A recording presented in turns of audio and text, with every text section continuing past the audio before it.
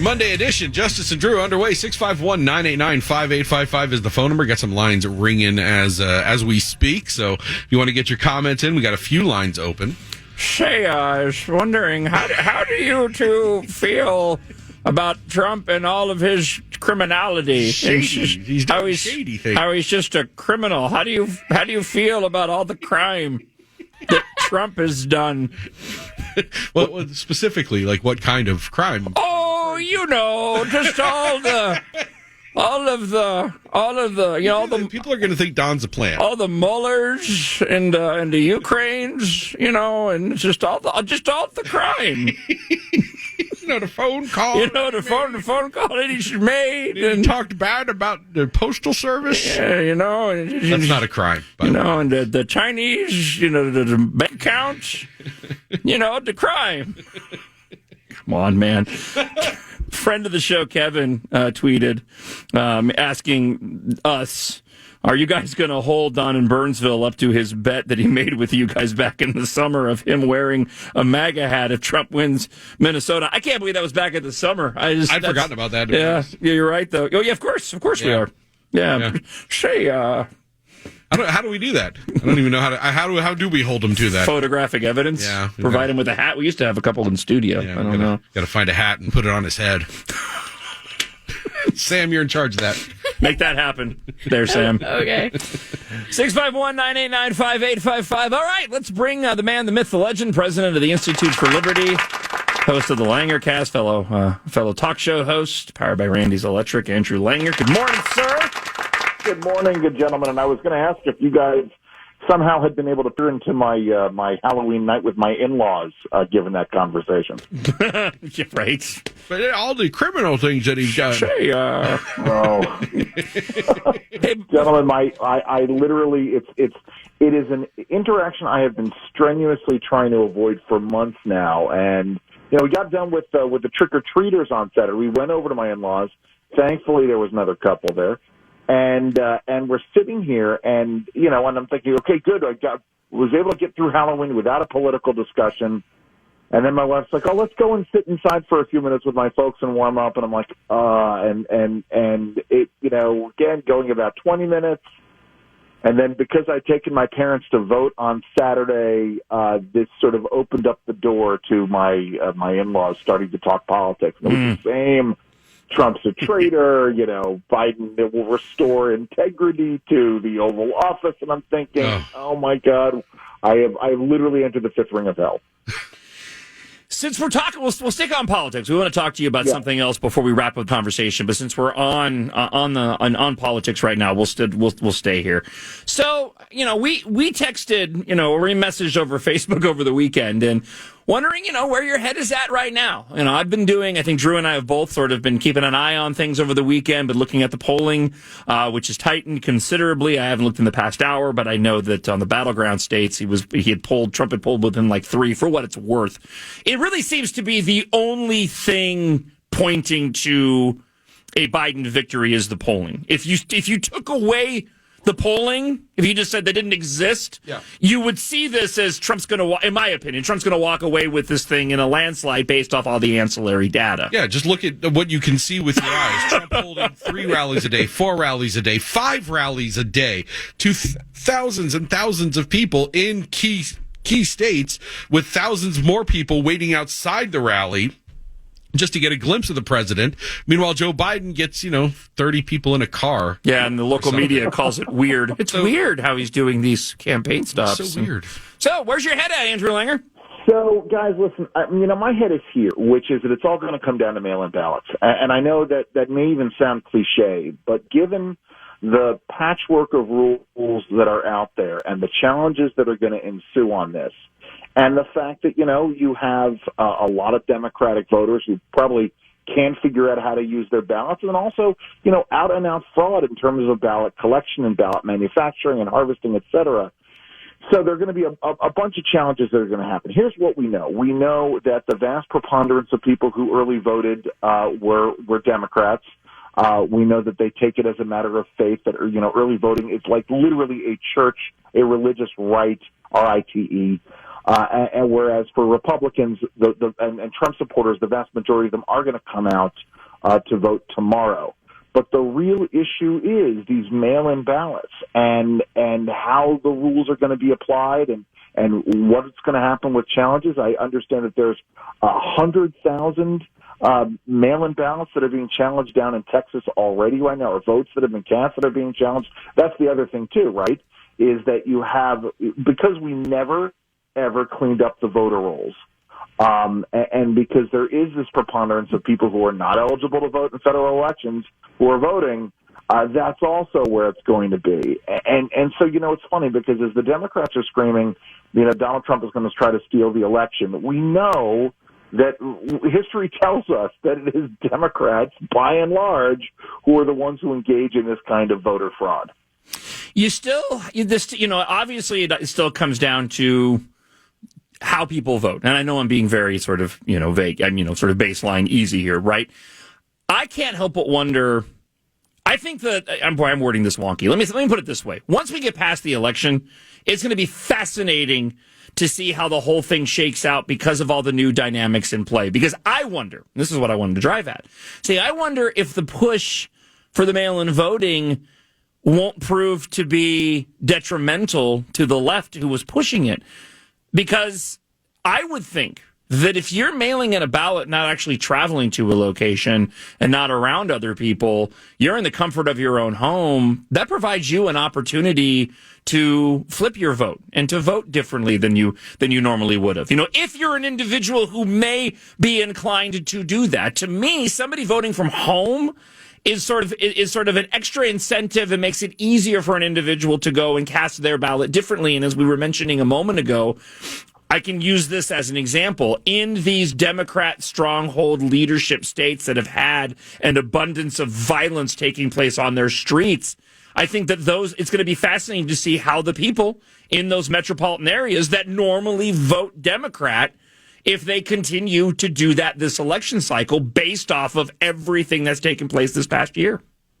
I think there's probably a certain percentage for which that's true, but I think, listen, I think the real factor in this mail-in balloting is going to be the number of people who requested mail-in ballots but couldn't be bothered, couldn't figure out how to send them back in. And so from what I understand, there was something on the order of 90 million mail-in ballots requested, and something like 50 million have been returned or are being returned.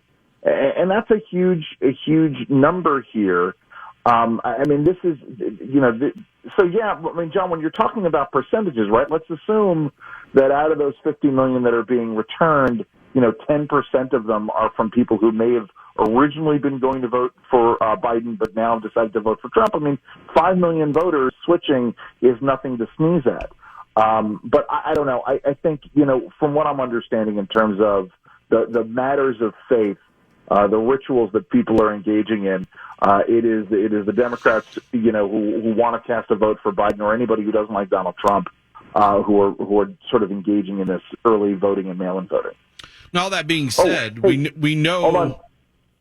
Drew, let me just add. The only reason why incidentally why I voted early, I was planning on voting tomorrow, but my polling place, the school where it is, a couple of teachers came down with COVID-19, and I didn't know what they were going to do. So I decided I have to go vote. I'm going to go vote on Saturday with my folks. We know that the Democrats, they spent millions of dollars and wasted the 3 years of the nation's time trying to establish the last election results, the 2016 results, as illegitimate. And we know that's going to be their strategy going forward. Should Trump pull out the victory? Should Trump pull out the win here? They're already setting the table for this being an illegitimate election. Do you think that the number of sort of unreturned ballots, is that going to be one of the pillars that they use to try to cast a doubt on the legitimacy of these results? I think that'll be one of them. I think there'll be allegations that somehow Trump got the Postmaster General to dump those ballots, despite the fact that the Postal Workers Union is in favor of Joe Biden. But I think the reality is what's going to happen is that it's going to come down to challenges of the various states' election rules, right? Rules about how you have to match signatures, or rules about how you go about returning the ballots in a secure envelope that they have provided. Those things are going to be, and then the ballot deadlines, right? Despite the fact that you have clear state laws saying ballots have to be received by 8 p.m. on Election Day, there are folks who are going to challenge it and say, well, if the ballot was postmarked, despite what the state law says, if the ballot was postmarked by Election Day, it should be counted.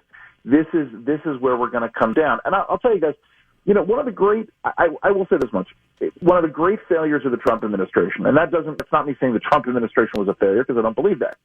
But one of the great failures of the Trump administration was that there wasn't more done in terms of the give and take between the left and the right over election rules. And not that I'm someone who believes that there should be a national set of standards for election law and ballot counting. But if that's what the Democrats wanted, well, then we should have offered up clearing up the voter rolls, which is something, the four of us have talked about in the past. The issue of getting the FEC to actually make it so that they could clean up the voter rolls. There should have been an effort in that regard, and the fact that there wasn't, I think, is a failure. I would have been happy to trade one federalized set of voting rules for the opportunity to really get a cleaning up of the election rolls.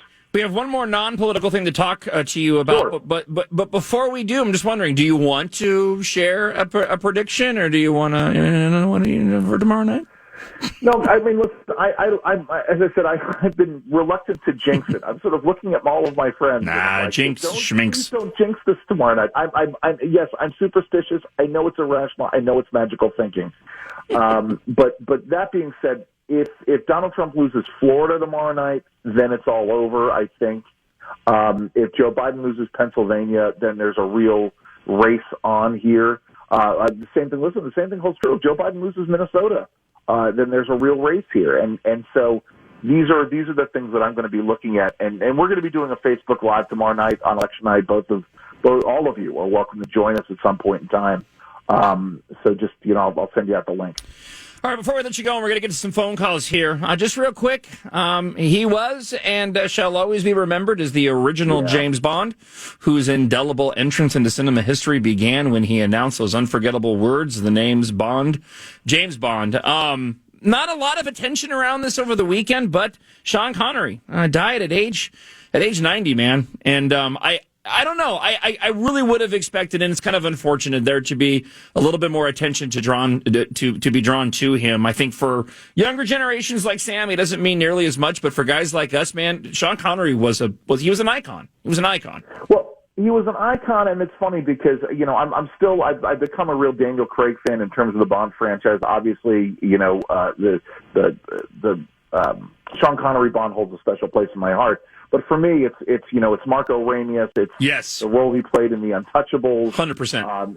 It's Time Bandits. It's a whole host of roles. Oh my God! The only bright spot in the Kevin Costner Robin Hood was Sean Connery as Richard the Lionheart. I mean, that's what I will. Oh, and Indiana Jones's dad. I mean, all of these things will be why I forever cherish the work of Sean Connery. And a guy who kind of stayed, as far as I know, I mean, at least my knowledge of him, I never thought of him as being a political guy. He just basically did his acting, and that was kind of it. He didn't even get active once he retired from acting, as far as I was aware. And let's not forget my least favorite role, which is in the Ralph Fiennes, Uma Thurman Avengers, which that other really Avengers, and only memorable in my mind because my brother fell asleep during the movie in the movie theater, woke up about 40 minutes later, looked up at the screen and said, what the F is going on? Well, and don't forget Highlander, man. There can only be one. Oh, of course. See, there you go. This is the problem. Absolutely iconic and forever cherished.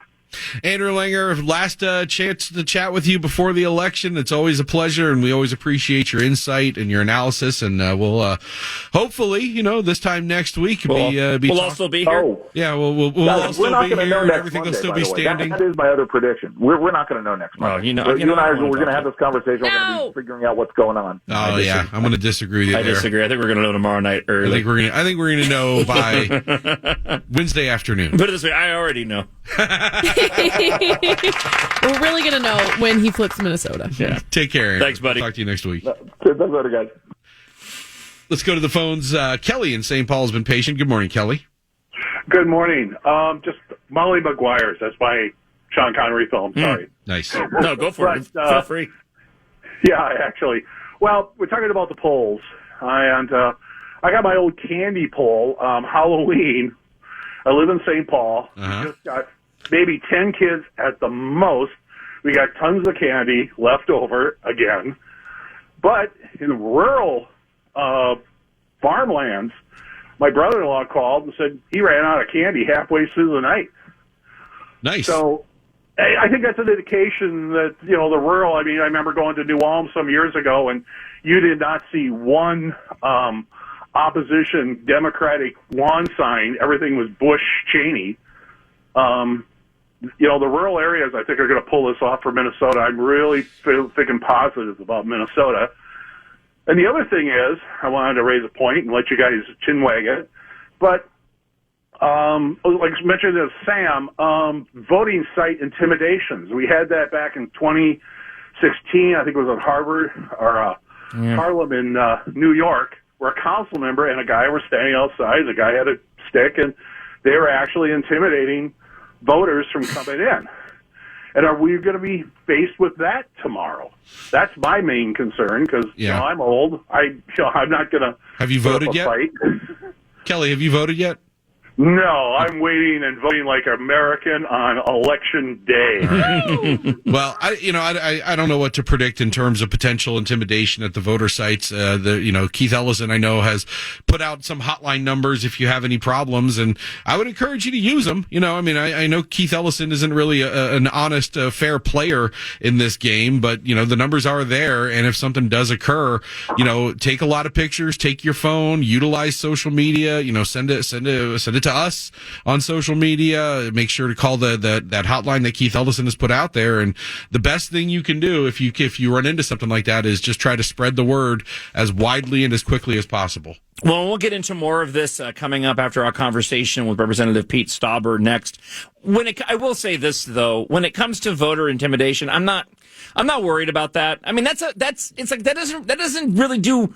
Even for a person that would do that, it doesn't do you a lot of good. We got to ask people before they go in, oh, you're in red, I'm going to intimidate you. How do you know without disenfranchising everybody? I know we had some random isolated circumstances, as he said, back in 2016, but I'm way less worried about that. And we'll get into a little bit more of sort of the rural areas in Minnesota, because there's some comments, Drew, that you made last week that I think really do play into the reasons why Minnesota could flip, and we'll do that after our next conversation. We're going to be joined next by Representative Pete Stauber. Stick around. Twin Cities News Talk. I will vote for Donald Trump. Let's go! Latino for Trump. I will vote for Donald Trump. I know. This was a band that played at the Trump rally last night in Miami, and it was just a big party. Yeah, I know. There were so many people. Welcome back to Justice and Drew, Twin Cities News Talk on your election eve. We haven't done the whole election eve thing. I'm kind of wish that I hadn't right now, because I usually hate it when it's not applied to just when it should be. That's New Year's and Christmas. But it was interesting over the weekend. So many. You had a Pittsburgh. Was it the Pittsburgh Gazette? I don't know. It was one of those, Gazelle, whatever. It was a prominent Pittsburgh newspaper that it might be that gave Trump's endorsement. First time since the year we were born, 1972. Drew, that they endorsed a Republican. You had a Brett Favre that came out. There was was it Jack Nicklaus, the golfer? Yep. There was somebody else too. And look, on the conservative side of things, when you have any celebrities, quasi A, B, C, or D, coming out and endorsing, a Republican, let alone President Donald Trump, it's kind of a big deal. And there seemed to be a lot. I was quite a few over the weekend. The man is doing 5 rallies a day. It's crazy. It's insanity. It's crazy. In the meantime, Joe Biden can't read a teleprompter, and we have evidence of that coming up in a few minutes. But now we are very pleased to be joined by Representative Pete Stauber. Good morning, sir. Good morning. You also forgot, since we are the state of hockey, you forgot the great Bobby Orr and endorsed our president. So And you know, I think you don't usually see a lot of endorsements for Republicans from sort of pop culture figures, be it out of the sports world or out of the entertainment world. It's just something that you're not typically used to seeing, but especially when it's Donald Trump, who is a lot more polarizing than previous Republican presidents. It takes a lot of cojones, I think, to come out and state your support for this president, knowing that it could cost you endorsement deals, you know, advertising deals, gigs if you're in the Hollywood sector, things like that. I mean, it's a big deal. I just think that when they do come out and support, they're putting this country first. They're putting this country first over their endorsements, and they're putting this president and look at the accomplishments that he's had in just under 4 years. Historic peace deals in the Mideast that we've wanted for years. Energy independence for the first time in 75 years, securing our southern border, supporting our military. These are the USMCA, the trade deals for our farmers, and that's what you have to look at. We're looking at the results. The Vice President Biden has talked for 47 years, but name one accomplishment that he's done that has moved this country forward that he took the lead on, and you can't. The bottom line is we are on our barnstorming tour through the 8th District, and the excitement is, I mean, it's unbelievable. Yesterday in North Branch, there were 60 people plus over the 35 overpass in North Branch here that were the Trump waving and the cars, the line of cars with the Trump flags, and it was the excitement is real. We need to make sure that excitement transfers into votes. So all those people that are out there at the rallies and the cars, they have to go. They have to go out and vote, and when they do, it's going to be a good night for not only President Trump, but it's going to be a good night for this country.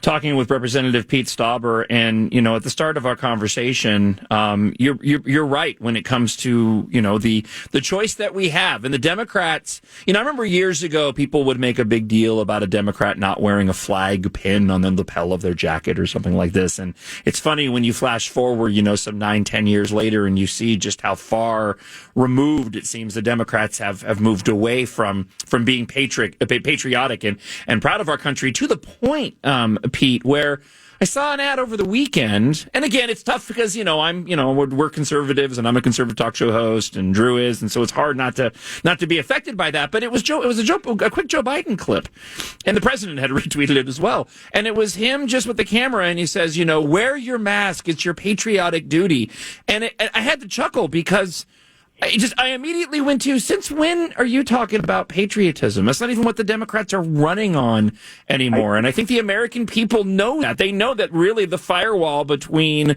loving this country and hating this country, the only person that stands in the way of those other individuals running everything is President Donald Trump. There's no doubt about it, and I just want to give you you and your listeners a bunch of hope. Let me tell you something. I've been out we're on our 5th straight day. Every single day, someone or groups of people have come up to me and said, we are walkaway Democrats. That party, the litmus test that you have to live under that party's tent is unbelievable. And I'm telling you, the Republican, the conservative tent is broadening. There's people walking away. Last Saturday, a woman came up to me in Tower, Minnesota, and says, I'm a walkaway Democrat. Pete, I looked at your platform, the GOP's platform, and that's who I am. And I'm embarrassed that I stayed with the Democratic Party. This is happening every single day in the district that I represent, and so there's a lot of hope. To renew, restore, and rebuild this great country. When you look at people wanting to defund the police, I've been a police officer for 23 years, and I'm going to invest in our police departments. I'm going to invest in best practices, and I'm carrying the Justice Act. And as you know, I'm carrying the Justice Act in the House, and Senator Scott is carrying it in the Senate. But that's good, common sense, pragmatic solutions, and invest in the best practices, invest in community policing, and I will not allow any money to be defunded or any police department to be abolished under my watch. And the men and women in the blue and brown know that. I was endorsed by the Minnesota Police and Peace Officers Association and the Fraternal Order of Police, just as our president was. These men and women keep our communities and our families safe, and they deserve our admiration and respect. Yeah, and they deserve admiration, they deserve respect, and they deserve proper funding.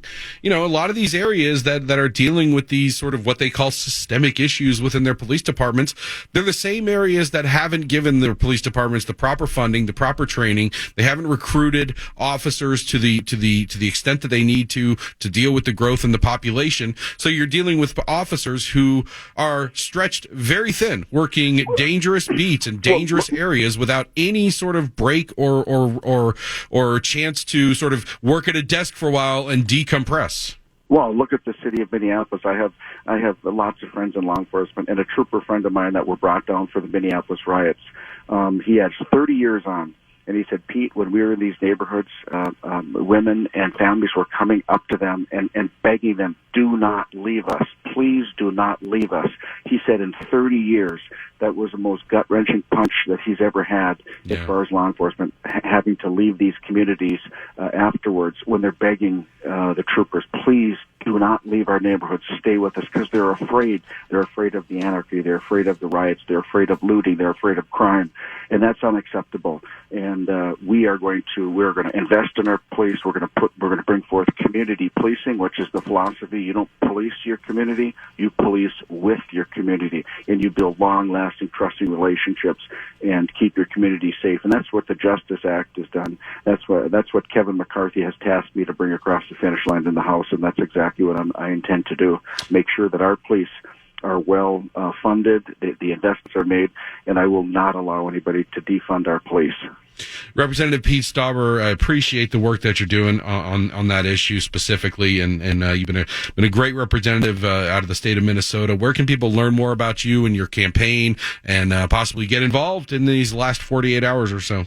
Yeah, you can just go to PeteStauberForCongress.com, and you can follow us. We have 1 day left. We're leaving North Branch, heading up to the Iron Range, and our last stop is in the great city, hockey city of Eveleth, Minnesota, where the U.S. Hockey Hall of Fame is, and that's where my campaign last stop today. But PeteStauberForCongress.com. Follow us on Facebook or Twitter. And I just want to tell you guys, thanks for who you are. And to your listeners, we live in the greatest country on earth that we get to call home. And it's our responsibility this election to take care of home. Absolutely. Pete Stauber, thank you so much for joining us. Great chatting with you. You betcha. Take care. Coming up, the FBI, apparently aren't very interested in Hunter Biden's laptop or Tony Bubalinsky. They were very concerned, though, about a group of individuals who were driving around a Biden bus. Yeah, dangerous. We'll get into that. Some of them changed lanes without using a blinker, John. Oh, my gosh. Are you seriously? Yeah. Monsters. Some of them. Plus, we're going to appeal to you, a new segment on the show. What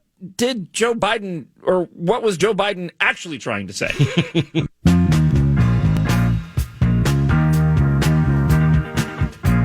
If you would like to speak to us, we would be Justice and Drew, along with Sam. You can give us a call, 651-989-5855. If you're on the Twitters, use the hashtag TCNT. People often do. Got some audio that we'll play for you coming up in just a moment. This wasn't necessarily anything that we could play. It is more of a visual, but it's so weird. Somebody posted yesterday, and we both watched the video. It was a campaign stop, like a booth set up on the side of the road in Florida, I believe.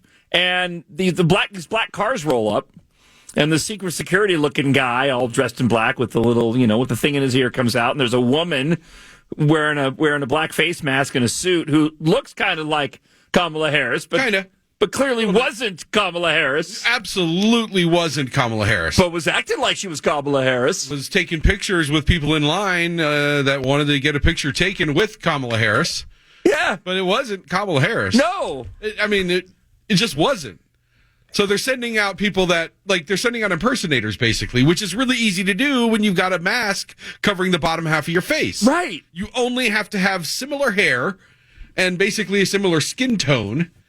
and you could pass yourself off for Kamala Harris. It was so weird, and I tried It is weird. I tried to rationalize it. I was like, well, okay, was this a Halloween thing? Was this they're being funny because it's Halloween? We don't know and so if the this campaign person was actually involved in it. Right, exactly. It could have been someone just messing around. So I don't want to jump to any conclusions because I don't know what good that does you. Sure. But by doing that, apparently Kamala Harris body doubles out there that are going around and taking pictures with voters. Well, thankfully, over the weekend, I don't know if you saw, USA Today did say that there was no evidence of a Melania Trump body double. That happened over the weekend, too, because apparently some people were making claims that there was a Melania Trump body double out there doing events. All right. Okay. I'm glad this is what we're talking about. It's really odd. In the meantime, the FBI has had Joe Biden's laptop, which is filled with all kinds of garbage. I don't know if you know this or not. It's just like awful things on there. He really loves crack. They've had that laptop porn for a long, long time. And then, of course, we had the business associate, Tony Bobolinsky, who came out on Tucker Carlson last week. We covered this extensively. And a lot of people wondering, why... Where's the FBI been in all of this? And the argument that I've heard about Tony Bobolinsky has been that, well...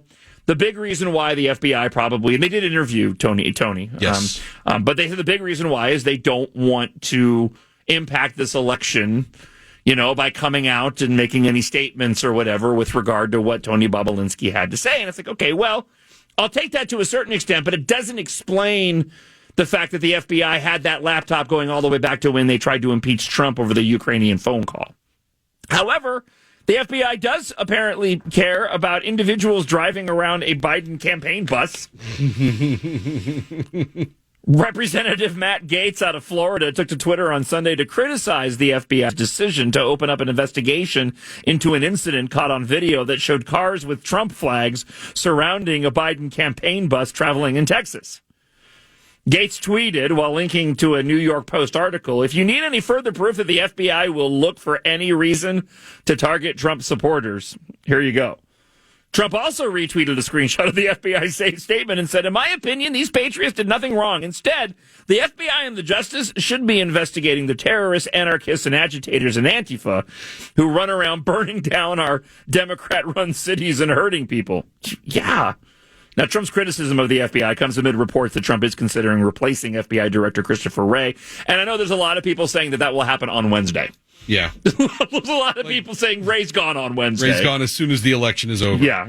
Either way, I think Wray is gone as soon as the election is over. I watched some of these videos of this caravan of cars, and while it may have been annoying for the Biden bus, I don't know they were doing anything illegal.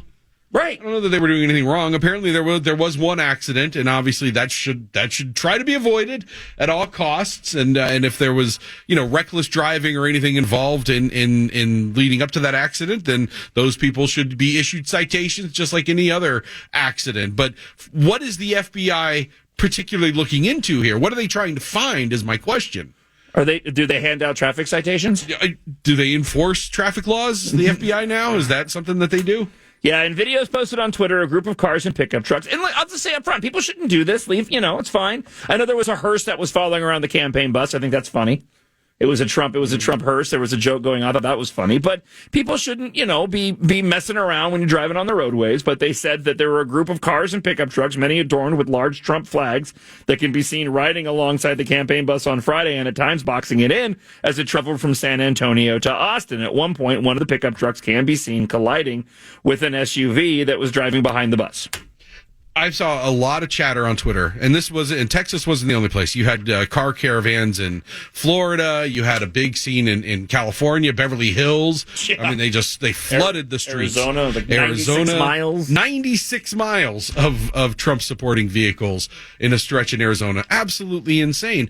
But I've seen a lot of liberals on over the weekend posting these videos and acting like this is such a terrible thing. I can't believe that they're okay with this, or can't believe this is going on. Biden even said we've never had a president who thinks this is a good thing. What's the problem here? What am I missing? Yeah. Seriously. I'm genuinely asking, like, what is there to be scared of here? What are we afraid of happening? Are we just upset that they're blocking traffic? Mm-hmm. Because back when we were upset that people were blocking traffic Mm-hmm. here in the Twin Cities for a form of protest, we were called racists. Yep. We were told we were terrible people. Yep. When Nick Zerwas tried to pass a bill to enhance the penalties for blocking traffic, he was called a white supremacist and a racist and a terrible person. So what's the problem here? When you have no platform, you have to point to anything to try to cast the other side as being the villains. Is blocking traffic okay or not? Yeah. Well, it is if you're on their team. Yeah. If you're on their team, you can do whatever you want. And look, here's another great point. Okay. So this is out of the Associated Press. You had the Star Tribune run the story. You had the Pioneer Press run the story, right? They didn't bother at all with what we talked about last week, which was legitimate news across the board. You had FBI statements when it came to Hunter Biden's laptop, when it came to the accusations and the allegations that were being put forward, even Trump tweeting about it when it came to Tony Bobolinsky, nothing. But what does the Star Tribune and the Pioneer Press run over the weekend? Right? It's an awkward moment when a presidential candidate greets a live audience in a rally and names the wrong state. Fortunately for Democrat nominee Joe Biden, that didn't happen to him this week, despite a widely shared video that appears to show him saying hello, Minnesota, to a crowd in Florida. And it was really easy. He walks up on stage. And it was a well done. I mean, I retweeted it. Sure. And I, very quickly was informed that it was fake. Did a little research, realized, yep, that is fake. So I deleted it and moved on. But it was a pretty well done fake. I'm not going to lie. Somebody had switched the lettering at the top of the backdrop for Biden. It said Tampa Bay. It said Tampa, Florida on it. It's funny because when you retweeted it, I almost commented because there was a Prince song playing as he walked up on stage. Let's go crazy. So I was like, well, did the Prince song throw him off? That's what I almost tweeted. And then I went, oh, wait a second, because I noticed the backdrop didn't match Florida. Yeah. It had pine trees, cartoon pine trees and waters and mountains. He was wearing a coat. Right. It was 80 degrees in Tampa, and he's wearing kind of a winter coat. So it was quickly dismissed. But yet they ran a story on it. The Associated Press against Star Tribune and the Pioneer Press. Right. Video altered to make it look like Biden greeted the wrong state. Why don't you get into the real story here? Yes, that's dumb. Biden says stupid things on his own. There's no need to have to create parodies or jokes from it. Right. But why don't you talk about the reason why somebody did it? It's because Biden gaffes so much that people blanketly accept it. It was very believable. Incredibly believable. Very believable. If you would like an example, this happened over the weekend. I'll lead an effective strategy to mobilize true and international effort to pressure. What? I have no idea what he was trying to say. Okay. I'll lead an effective strategy to mobilize true and international effort to pressure. So I'm thinking... True pressure. True international pressure? True international something. I'll lead an effective strategy to mobilize true and international effort to pressure. So I have no idea what he's trying to say there. I was bummed if... The closest I could get is true international pressure. Right. That's the closest... True international pressure. I'll lead an effective strategy to mobilize true and international effort to pressure. Okay. There's another version why of is he mobilized? What is he mobilized? There's a longer version of this, right? And I know this is the one that's going around, so this is not on you, Sam, and I didn't tell you to grab it. There's a longer version, but the crowd erupts into a cheer. I'll lead an effective strategy to mobilize true and international effort to pressure. And they go, woo! And that they're like, woo, nonsense! That confirms a theory that I tried years ago when I was working rock radio. And that is, you can get on stage and just say gobbledygook. As long as your voice... and then everybody will cheer. And I actually did that at a concert one time. Because the guy I was working with didn't believe me. You can say anything up there. You don't even have to speak words. As long as you just raise your voice and get it to that pitch, people will cheer. And that's what happened with this. I'll lead an effective strategy to mobilize true and international effort to pressure. Woo! What did he say? I don't care. Where's my bad? Okay, that wasn't the only one. He also did this over the weekend. Donald Trump thinks health care is a privilege. Barack and I think it's a right for people to have bad health care. What? Bad health care? For people to have what? Donald Trump thinks health care is a privilege. Barack and I think it's a right for people to have bad health care. Bad care. Bad camp care. Okay. I don't know what that is. I don't know. I don't think I want it. Is he speaking Klingon? If I have a right to it, I mean, I guess I should. He's but trying to say something about healthcare, but I don't even know what you would put before healthcare that would make it sound like bad camp care. And what would you put there that would make that happen? I'll lead an effective strategy to mobilize true and international effort to pressure. Donald Trump thinks health care is a privilege. Barack and I think it's a right for people to have bad health care. What? And again, Howard Dean, his career in politics ended by just naming states and then going, it was over. You know that is Howard Dean alive? Howard Dean must hear him Howard say Dean is alive. I don't know He anything is about alive. Howard He pops up as a pundit on occasions. I don't know He's anything part about of the Howard True Dean. International Depressure Group. So Howard Dean must see all of these Joe Biden gaffes and must just die a little inside. Seriously. Do you know what I mean? Yeah. He must just go, come on. Dean was like considered a front runner. Yes. For a long time. He was leading up to largely that. liked by a lot of people. Yeah, he was kind of like the most progressive, if I remember correctly. He was sort of the most progressive of the candidates at that point, and he had a lot of momentum going into that night. Didn't perform as well as he wanted to that evening, if memory serves. And that was his big speech. And we're going to go to this state. And then everyone was like, well, that was dumb. There were remixes, there were dance mixes of his and I made one, played it on the radio. Oh, it was a lot of fun. I'll lead an effective strategy to mobilize true and international effort to pressure. Somebody needs to auto-tune that. Well, I'll tell you what. You know what? The Minnesota Vikings really did put forward true international pressure against the Packers yesterday. Yep, I'm looking forward to the rest of the season when we'll see really how good their camp care is. So we'll get Paul Allen's thoughts on true international pressure and better camp care next.